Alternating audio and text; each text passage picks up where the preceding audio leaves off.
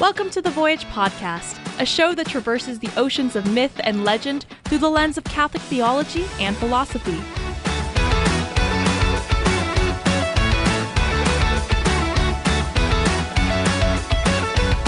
Come aboard as we set sail in pursuit of the heroic life and Christian virtue, with your hosts, Mike Schramm and Jacob Platty.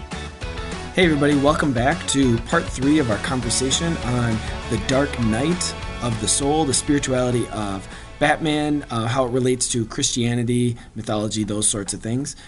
I'm your host, Mike. And I am Jacob. Did we call it the Dark Night of the Soul last time? Because that's... You know what? We're going to have to retroactively put that on the other two. It's going to be Dark Night of the Soul Part 1, Dark Night. You know, just because it's too good of a title, we have to use it for... Good. And it's a continuity thing, too. So we have to... what's that called? Retcon? Retcon. We're gonna yeah. Hey, we're already retconning our stuff. That makes me feel like a big boy, right? So I thought you were gonna say that makes you feel like an Old Testament priest going back into the Pentateuch, but or is that too? That's controversial. I was gonna say, yeah, that's an edgy historical criticism Mike, comment. Right? You are a prototypical edgelord, so gross.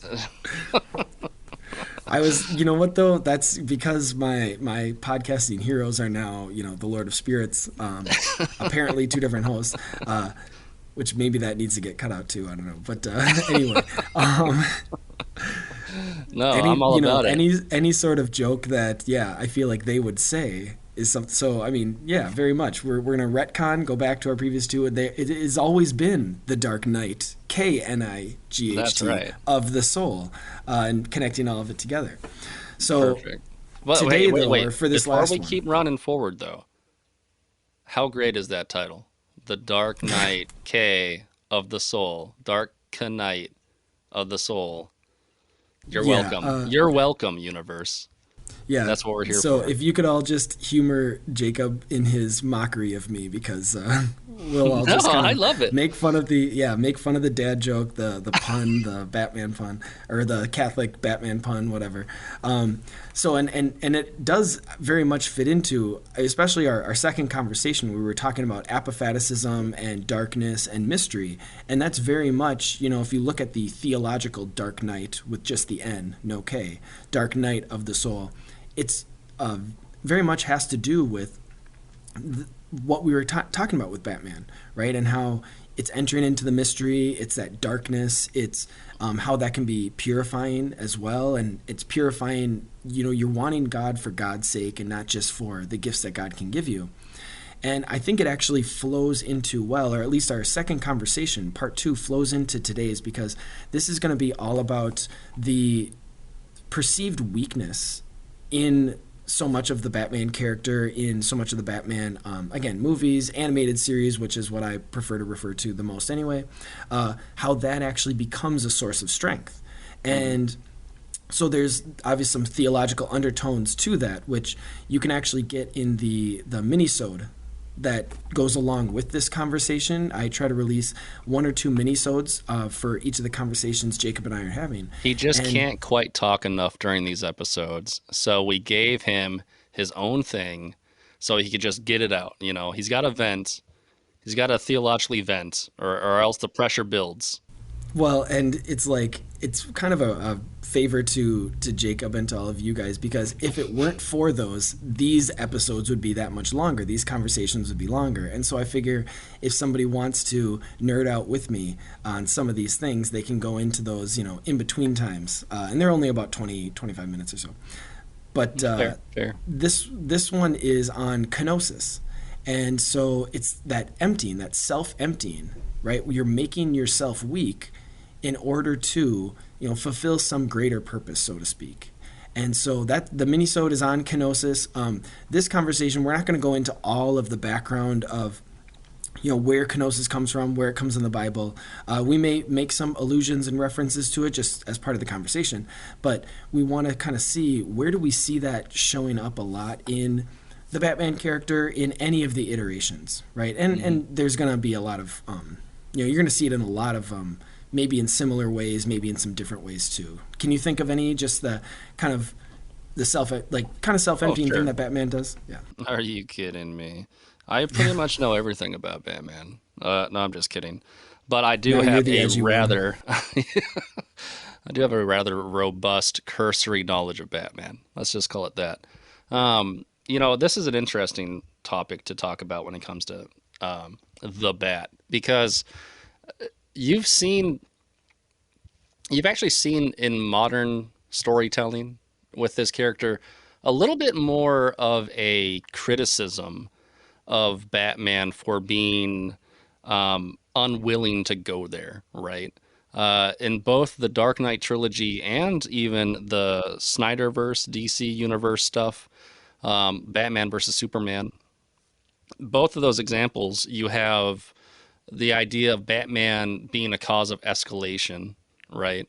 So that his very presence is kind of inspiring evil, and Yeah, for him to do definitely. this, it's Gotham reactionary. needed a better class of criminal, right? That whole Joker Exactly. The line. Batman Begins, the very end of it, kind of thing. The Commissioner Gordon brings up, or was it Captain? Commissioner? Captain? No, Captain, right? Captain at the end of Batman Begins.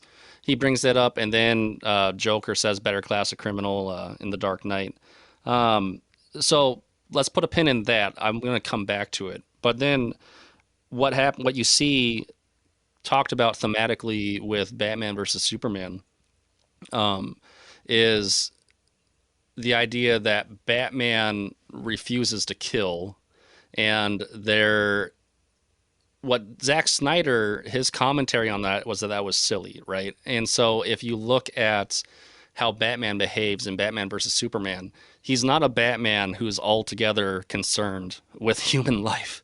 And so there's lots of moments in that movie where he's doing things that are rather dramatically violent, or at least unconcerned. Gratuitously. Yeah, well, just unconcerned about actually keeping people alive, kind of thing. And then also specifically proactive in trying to actually kill Superman, right? So just callousness too. Just a, Callous, yeah. well, and really, frankly, something of a betrayal of the character.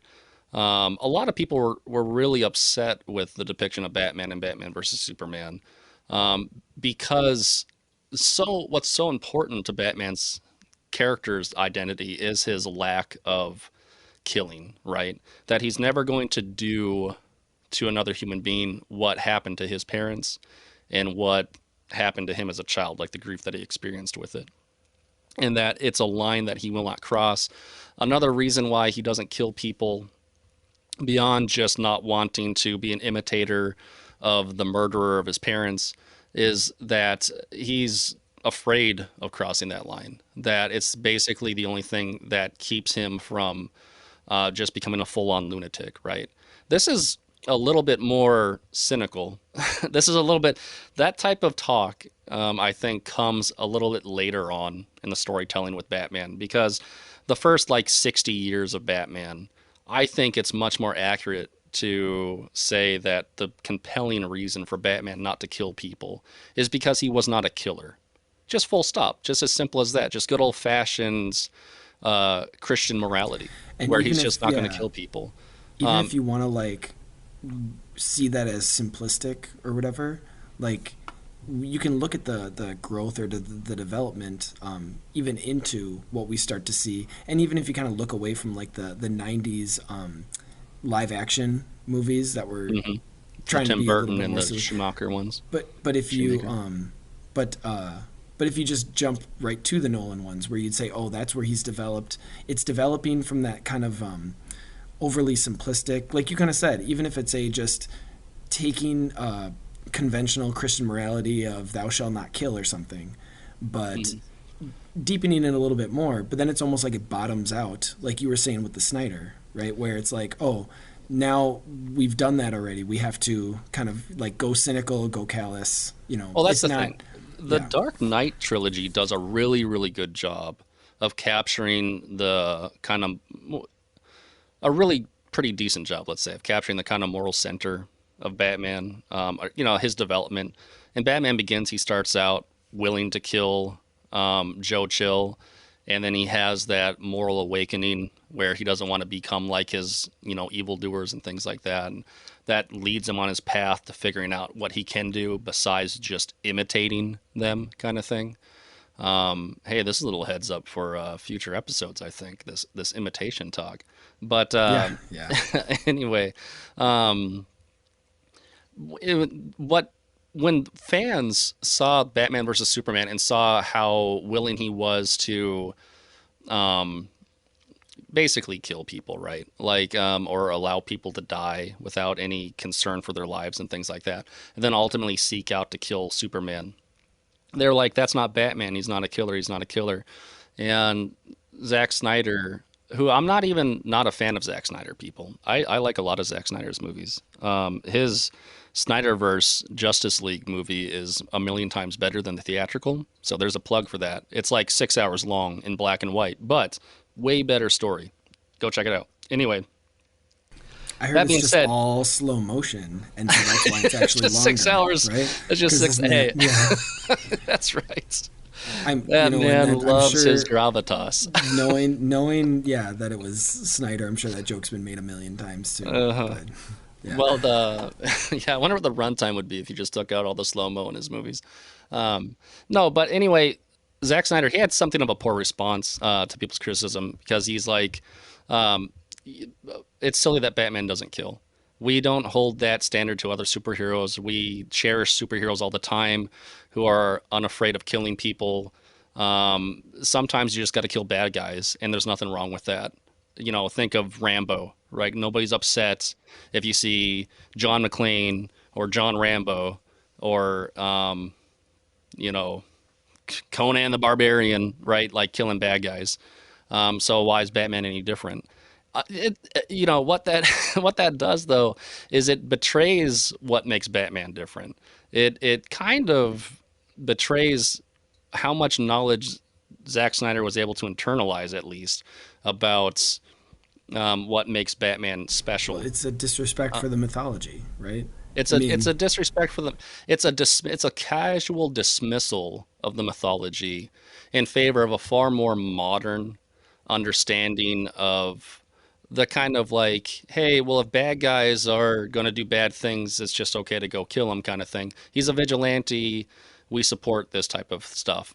In the comics, this comes out where there's actually been for a couple decades now, like, just kill the Joker. Batman, just kill the Joker. Kill the Joker, you idiot. He's just going to escape Arkham Asylum. He's going to kill 200 more humans, and you could have stopped that. It's very much a utilitarian kind of approach, right? To just It is. It's not rooted in virtue ethics, right? It's definitely utilitarian. So what I want to say about this is Zack Snyder's not coming out of nowhere, people. The Batman comics have been addressing this question for a while now. Like, why doesn't Batman just kill the Joker? And frankly, it seems to come up more and more. And it's interesting. I don't know if I'll be able to give examples off the top of my head, but every author, every writer on these comic lines, they always have to re-answer that question. And they come up with different answers for that question, depending upon what it's comic. quite a take to replace the Joker with Superman, though. That's the yeah, well, yeah, that's true. that is a take.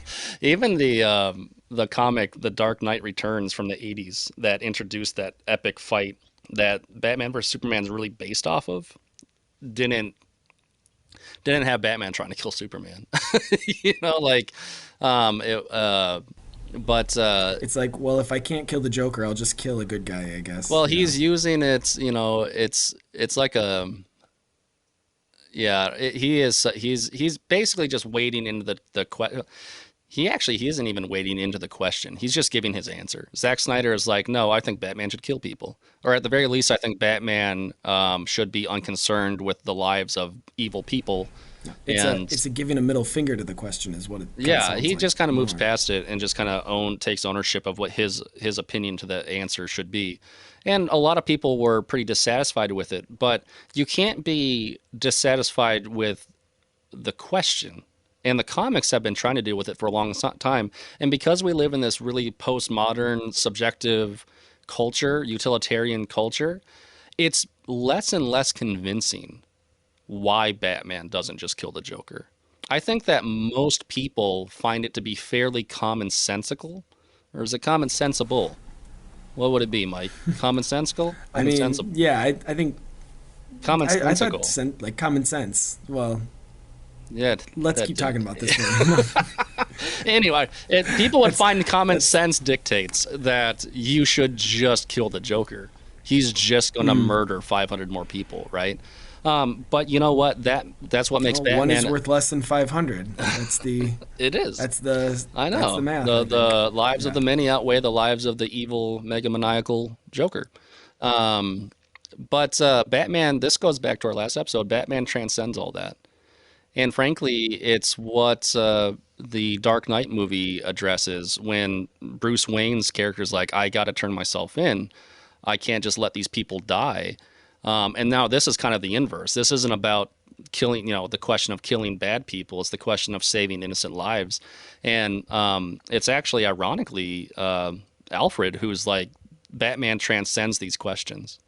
Like you can't get bogged down in those details. Again, it's a reference to the kind of transcendent quality of the Batman persona Well, that we were and discussing. actually, that kind of brings us back around a little bit.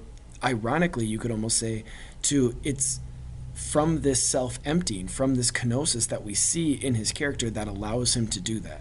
And there's lots of different examples of the, whether like you were kind of entering into the darkness, right? He's almost like shedding his light persona of Bruce Wayne, shedding the material goods of Bruce Wayne in order to enter into this. And this isn't, oh, doesn't he have all of his stuff? Like that's not, we don't just mean like he magically doesn't have money anymore. Like his money as Batman doesn't really do him a whole lot of good. I mean, Well, it's his his his equipment does or whatever, his training, but it's so I mean the money that Batman has is his power, right? Like his grace, if you will. Like it's how he influences the world around him. So it's important. I don't know if you're gonna get too many angry fans if you. I don't know if you quite hit that one on the head. But what I will say is the Batman persona. When people see Batman, they don't see rich man. They see scary monster man, right? So what you're saying and what's accurate about what you're saying is that it's not the money that makes Batman Batman to the people who see Batman, right? The money makes Batman possible, but that's not it. No one's paying attention to any of the nuances of that, right? They're not deconstructing Batman, when they're getting punched in the face by Batman, right?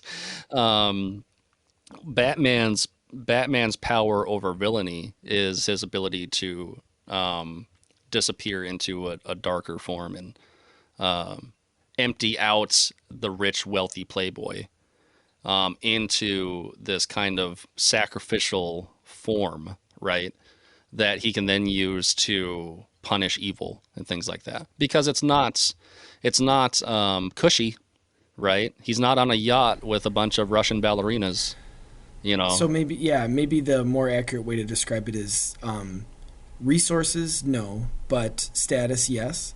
And you can almost see, I mean, again, why I wanted to use kenosis as kind of the theme or the kind of jumping off point is you think of the big line in Philippians chapter 2, though he was in the form of God, he did not desire something to be grasped, and so he emptied himself, Hmm. right, in Hmm. reference to God the Son.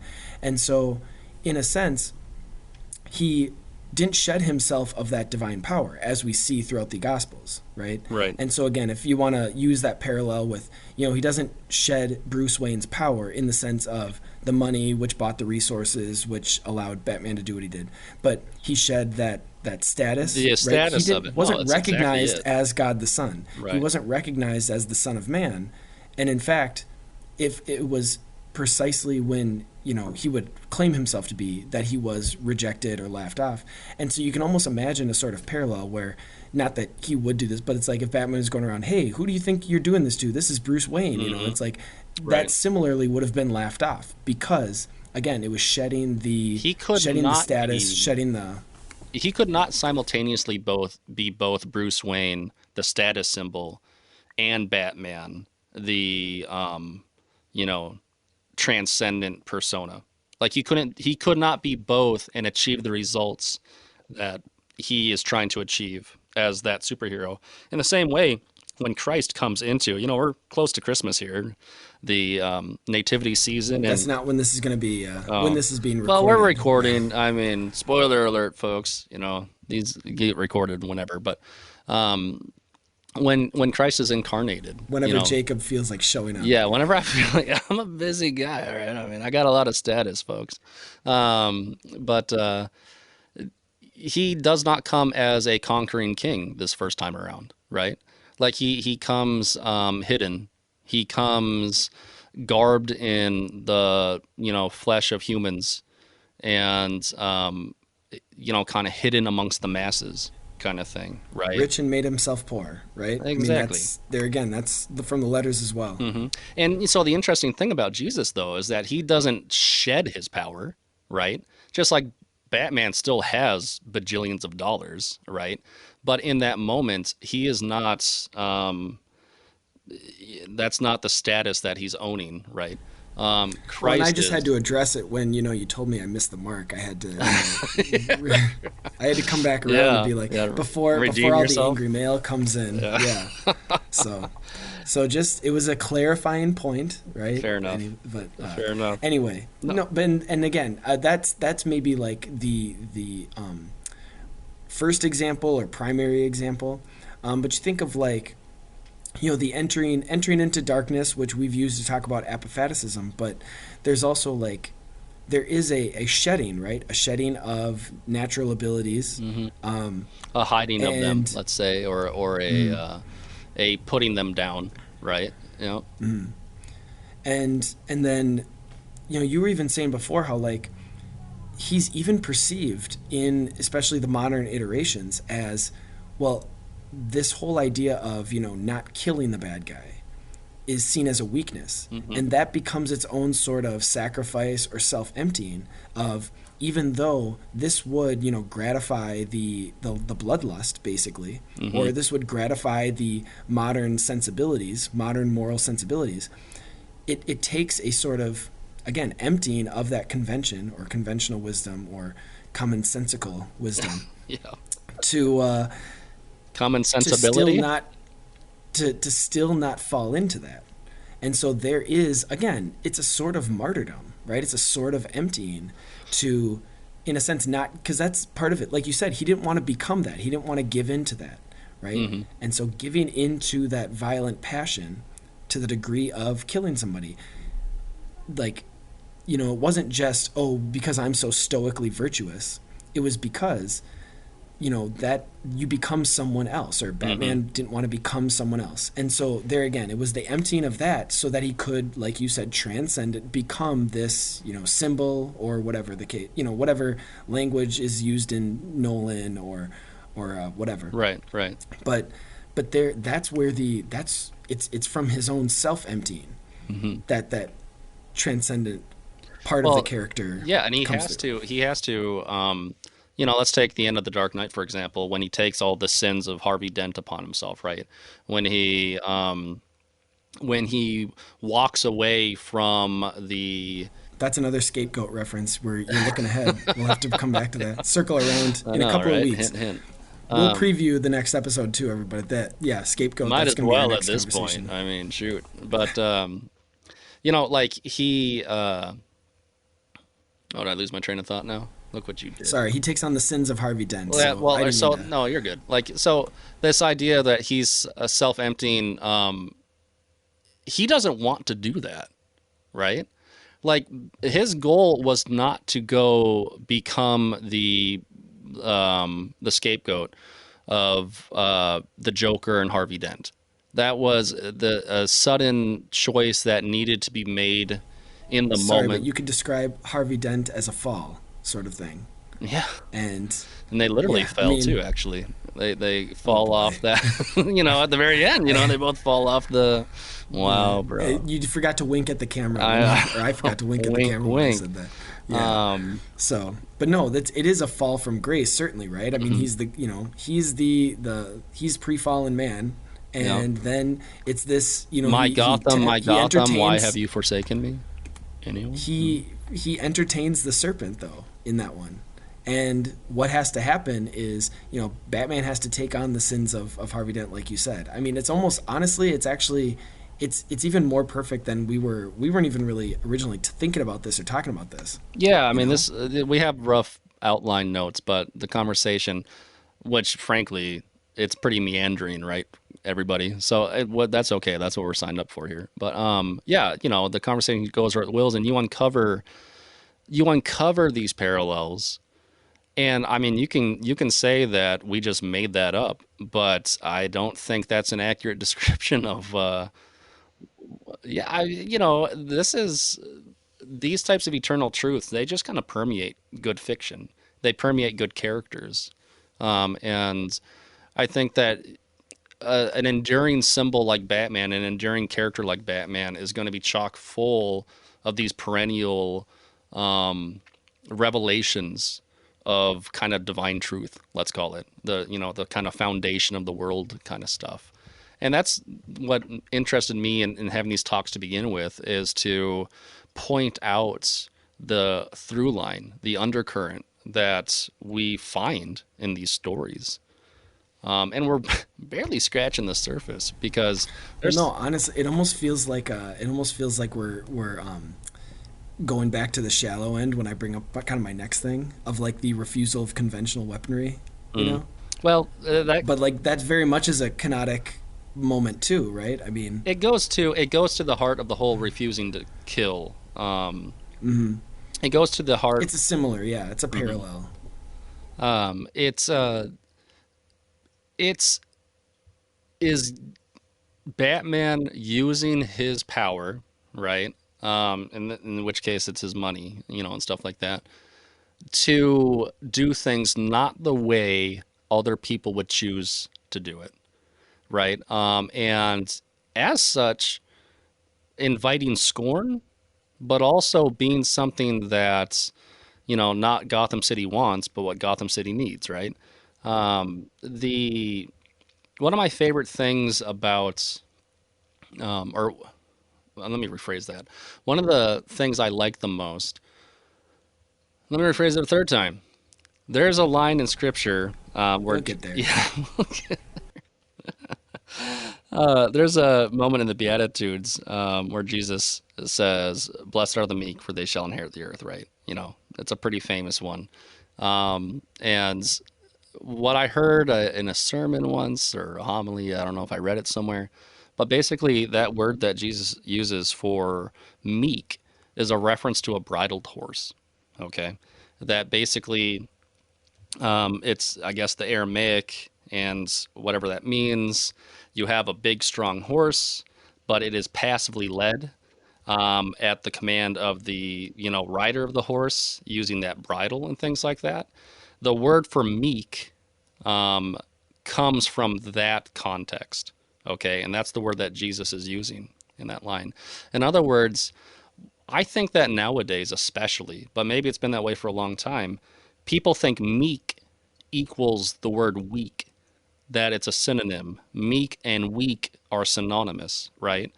The reality is that horses are, much, much, much stronger than their riders, but they allow themselves to be harnessed so that they can be used appropriately instead of just A using their rightly power. ordered strength. Exactly. 100% Yeah. correct.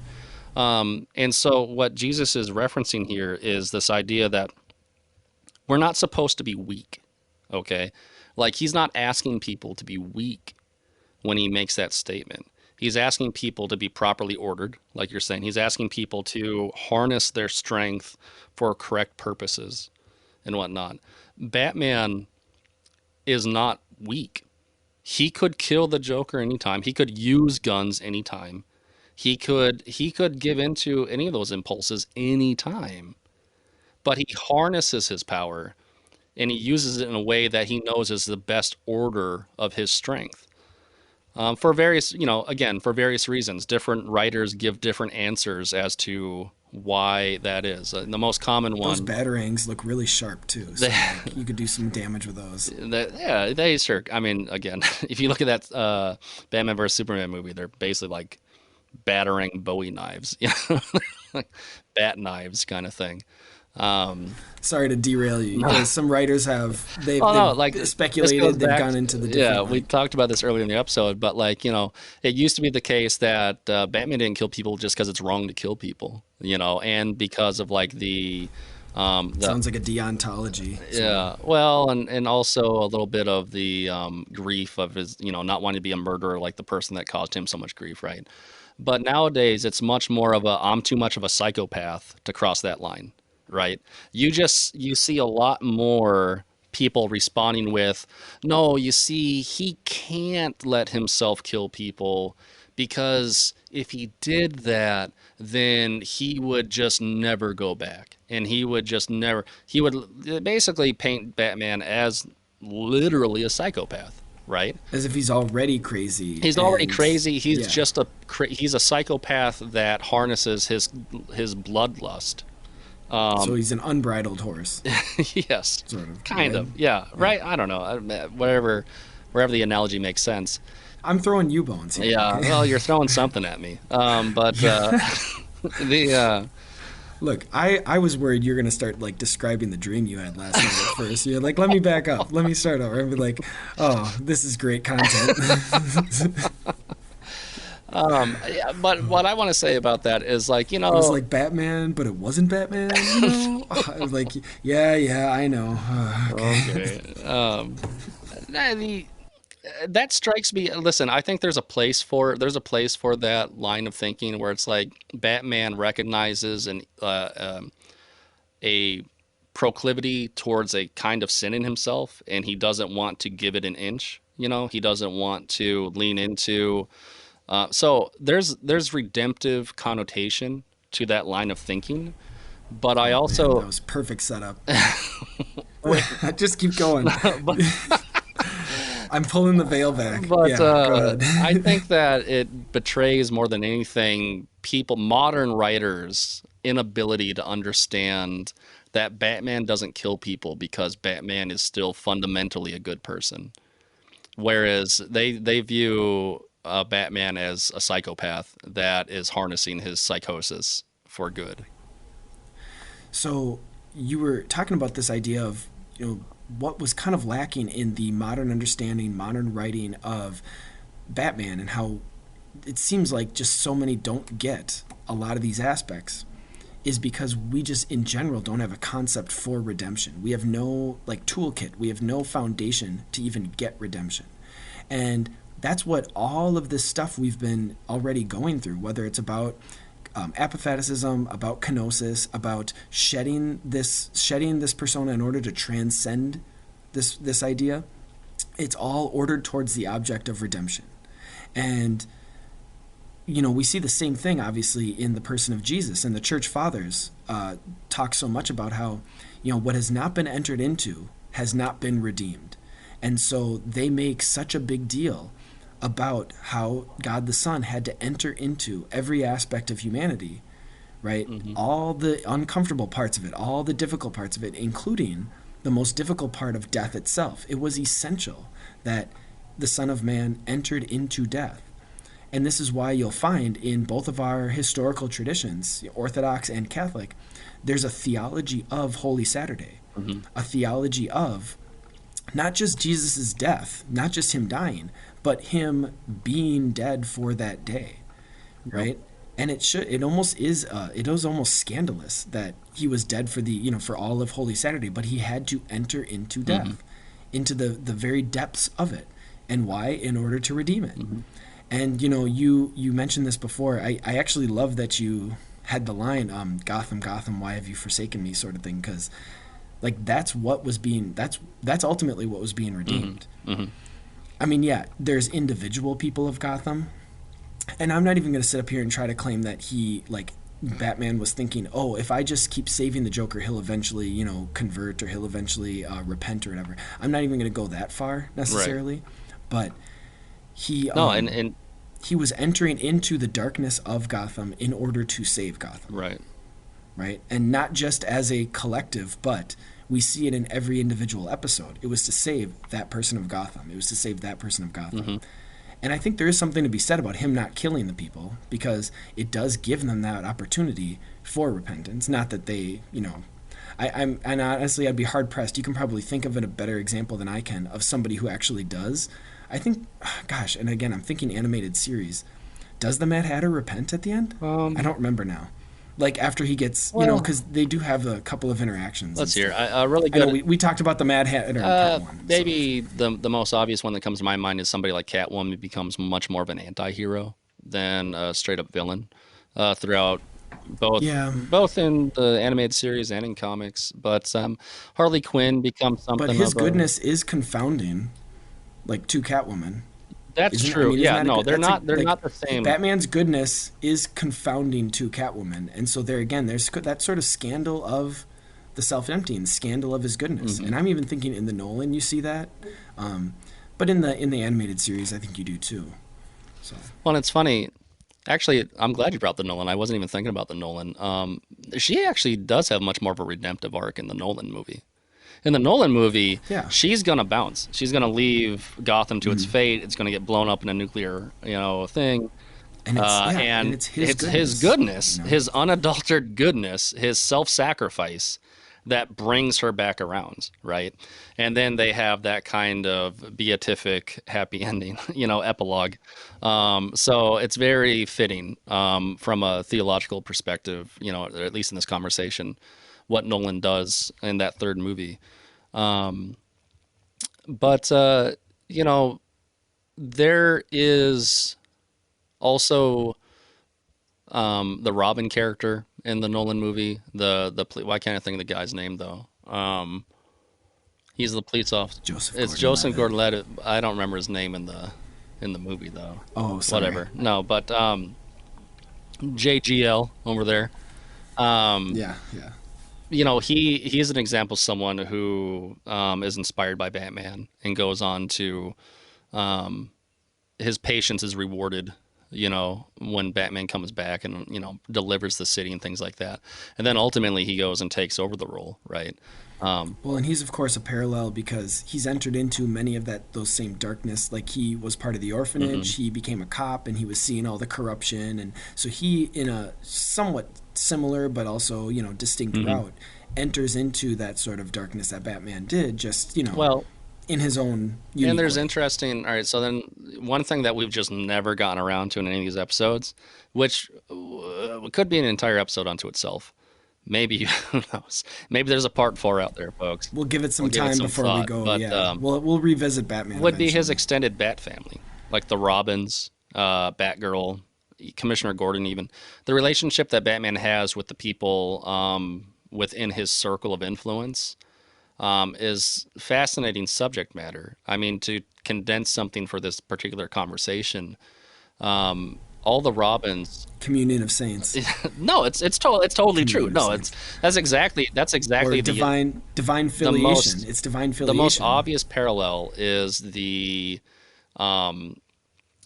imitation of Christ, like the imitation of Christ entering into his self-sacrifice and things like that, and then imitating his behavior, and then achieving similarity. Right, achieving likeness, and that would be like a Theophilus. Robin being adopted. Yes, the adopted, and they're all adopted. So when I say the term Bat family is the correct kind of like pop culture verbiage for it. It is not a metaphor. Yeah, but it's also everyone knows it's not a metaphor. Everyone uses that language, and it's a perfect approximation for divine adoption, right, in the Christian worldview, where we enter into the family of God. Sons and daughters of God, and we become imitators of him. We become like him, and our aim is to enact him through our lives, and ultimately to be transformed into him in a much more real sense in the age to come, right? The Robin characters, the Bat family characters, they are all examples of this to some extent. And so they're all reflections of Batman or extensions of Batman in their uniqueness. Because that's the other cool thing about it is they all have their own unique personalities. They don't become little mini Batman, right? They become like Batman, but they act in ways that Batman acts, and I mean that to say they adopt the vigilante lifestyle, right? But they don't become grumbling, gruff Well, mentors. They become and who they actually, are.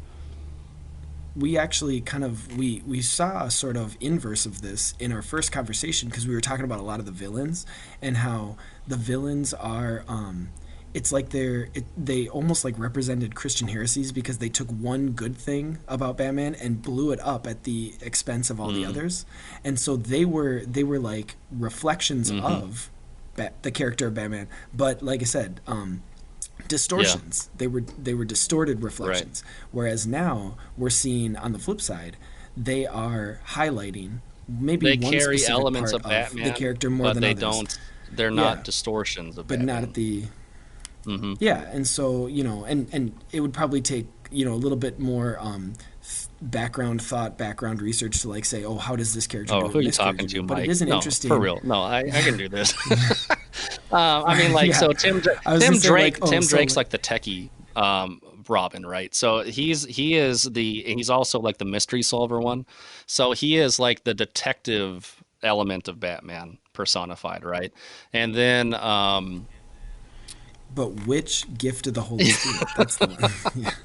Which that's gift of the really Holy? Now let's discernment, just keep pushing this. discernment. Let's keep upping this We'll call that ante up. discernment. Yeah, because I Uh, actually was gonna start with Alfred, and I was like, okay, Alfred, is it like, Well, yeah, Alfred, I I don't mean, the know. Robins are easier to do this with because there's been a lot of conversation about it. Alfred's much more of a kind of father figure, so we'd have to think about how that plays into our conversation Oh, now here. you're kind of getting into a Trinity. It might, Now you're kind of yeah, making this maybe so. Trinitarian. That's an interesting.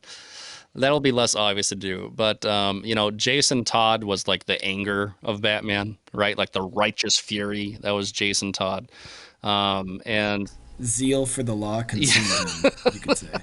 Yeah, maybe not so much Yeah. the law as just sheer revenge, but kind of anyway. Um, and you know, Damien Damien is his fighting skills, like it's just his martial mastery and all that stuff. And I've saved Dick Grayson for last because he's kind of like the all-rounded one. He's much more. He's the closest approximation to just replicating Batman's balance, but he doesn't have the same weight of darkness that Batman has. So he's kind of like Batman's humanity. Let's call it that. But you know, they're all reflection. Honestly, yeah, I am. I mean, it's not going to be for a little while, but I do see us coming back to this. Yeah, like Well, even we just didn't even doing get like into a third Batgirl. We tier didn't get into some of characters. the other lesser known Robins. We didn't. There's a lot you could talk about with the Bat family. We didn't get into Ace the Bat Hound. So the way that we humans elevate the animal kingdom. Oh I yeah, no, can. there's we can maybe take a more positive we could take a more positive perspective on just the role of animals when it comes to mythology in general, really, right? Because I mean there's a long history of that sort of thing before we started putting them in comic books, and not even just as like a cute or convenient like Hmm. helper, but that just like animals played specific roles in Hmm. mythology and they tell us something about the ancient people, but they also told the original hearers something about the world or themselves, or Did the I? virtues. Well, and where I'm coming from on this. I don't think I've mentioned this to you yet, but I've finally getting around to reading through the Space Trilogy by C.S. Lewis. Oh, they're They so are, good. and Yeah, they are there's so common good. themes in that about like the relationship of the kind of image bearers, like the now, and like the animal kingdoms. In all three books, like there's a reference to the relationship that the intelligent creatures have with the animals around them, and how we bring them into a Garden in Eden type relationship. Unfallen man thing. It's kind of like, I mean, I think out of the Silent Planet and Paralandra, it's almost like if you took the Magician's Nephew Chronicles of Narnia Mhm. story and like made a grown up version, it would be those two Yeah, that's books. interesting. Now, I would say that that Hideous Strength is it kind of takes a little bit of a turn. I actually I'm only it halfway was through not that my book, so don't. Okay, I'm not giving All right. anything away. When I first read through the series, number 2 was my Mm-hmm. favorite, and then when I did reread the C.S. Lewis space trilogy, That Hideous Strength is now, I mean, and it's been a couple of years, but once I remember the most recent time I went through it, number 3 was It's my the favorite. most. It's the most It's the most like dense, adult most fiction. profound. I You would know, say, like they're all yeah, more adult than the Narnia books are, but it's much more of a political thriller almost. But what it does have is they have animals. There's like a it's bear. kind of a There's a bear living with it's the kind of like a narrative. Oh yeah, no, that's I mean because we were talking about right. animals, but it's almost like a narrative version of his Abolition of hmm Man hmm essay. And again, I So don't know where the story goes, so I'm not sure if that's like where he's going to go with it. But it's almost like him. I won't go any further than No, that. and Yeah. I'm just, I'm obviously going to be right or wrong on this guess, but like it's very apocalyptic feeling. The whole book is a very apocalyptic, has a very apocalyptic sense to it. So I don't know how None of you literally. guys can see. Jacob's not even looking at the camera, but he can't see how big my smile is right now.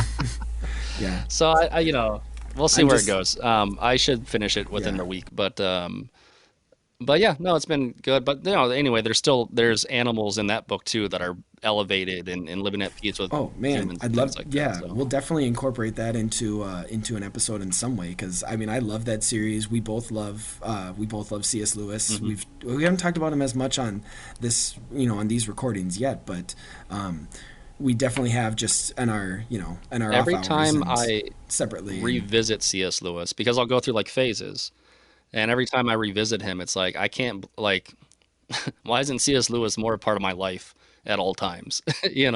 His writing is it's almost unique in how warm it makes my heart feel. He's a special author, C.S. Lewis is. But anyway, yeah.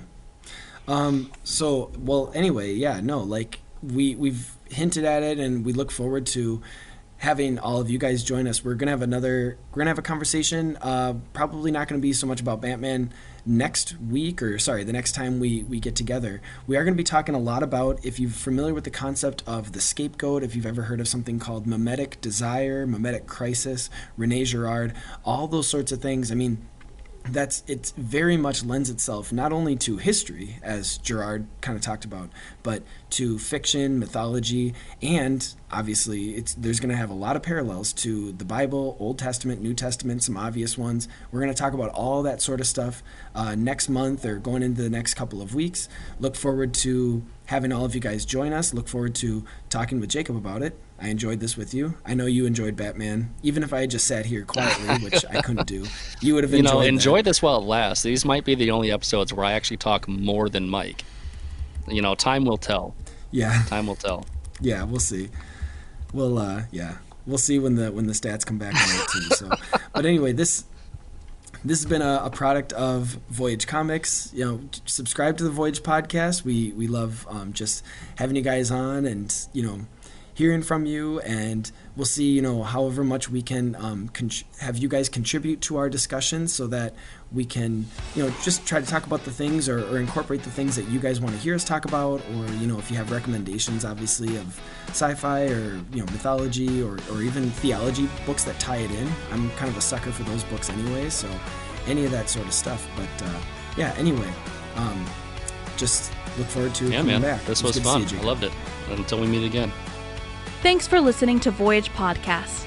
The Voyage Podcast is a production of Voyage Comics and Publishing, which seeks to create exceptional entertainment informed by Catholic values that inspire people to live a heroic life. Voyage Comics seeks to advance truth and beauty found in powerful stories. To learn more, visit voyagecomics.com. You can also follow us on Facebook, Twitter, and Instagram.